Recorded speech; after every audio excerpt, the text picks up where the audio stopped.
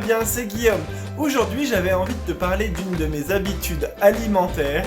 À chaque fois que je vais chez le géant de l'ameublement, eh bien, je craque sur les biscuits qu'on trouve là dans les boîtes roses à la fin, qui sont tellement, mais tellement bons. Mais bon, le souci, c'est que j'ai installé Yuka sur mon téléphone et Yuka m'a bousillé la vie, clairement. Parce que tout ce qui est bon, c'est mauvais. Il fallait que je trouve une solution pour pouvoir continuer à manger ces biscuits que j'adore. Et la solution était tout simple, il suffisait de les faire maison en fait. Tu peux retrouver cette recette dans mon dernier livre, Juste une tablette de chocolat, qui vient de paraître aux éditions Marabout, comme d'habitude. Si tu aimes la vidéo, je compte sur toi pour lâcher un max de pouces bleus, pour commenter, pour partager et surtout abonne-toi. Comme ça tu rateras aucune de mes nouvelles vidéos. Allez, c'est parti pour la recette et moi c'est parti pour manger mon biscuit.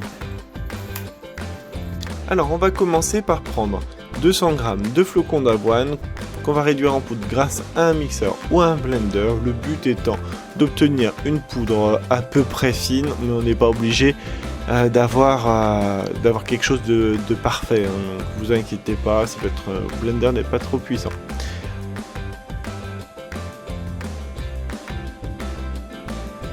Ensuite, on va ajouter ça dans un récipient avec 70 g de farine, puis 300 g de sucre en poudre. J'ai mis du sucre roux, mais du sucre blanc peut convenir sans aucun problème.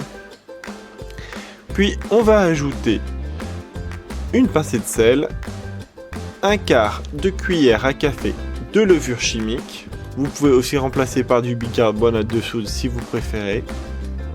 Un œuf. 4 gouttes d'arôme vanille ou d'extrait de vanille, c'est mieux l'extrait de vanille, mais là j'avais que de l'arôme. 125 g de margarine spéciale cuisson fondue, idéalement à température ambiante ou pas trop chaud en tout cas. Et on va mélanger jusqu'à obtenir un mélange homogène. Une fois que le mélange est homogène, on va le placer 2 heures au frais. On peut surtout pas sauter cette étape, c'est très important de bien la respecter. Et on va former des petites boules. Alors moi, chaque boule faisait à peu près 20 g, 21 g. Je vous conseille vraiment de peser vos boules pour avoir des gâteaux qui font à peu près la même taille, parce que sinon ça va être une vraie galère. Vous pouvez mettre jusqu'à 8 biscuits par plaque et vous enfournez 9 minutes à 180 degrés. Pendant ce temps, vous faites fondre le chocolat, donc entre 200 et 300 grammes, et il n'y a plus qu'à recouvrir un côté avec du chocolat et d'appuyer un second biscuit par-dessus pour faire le sandwich et représenter le biscuit tel qu'il est en version finale. Il n'y a plus qu'à attendre que ça durcisse et voilà, tu as la recette pour te régaler. À très bientôt sur ma chaîne.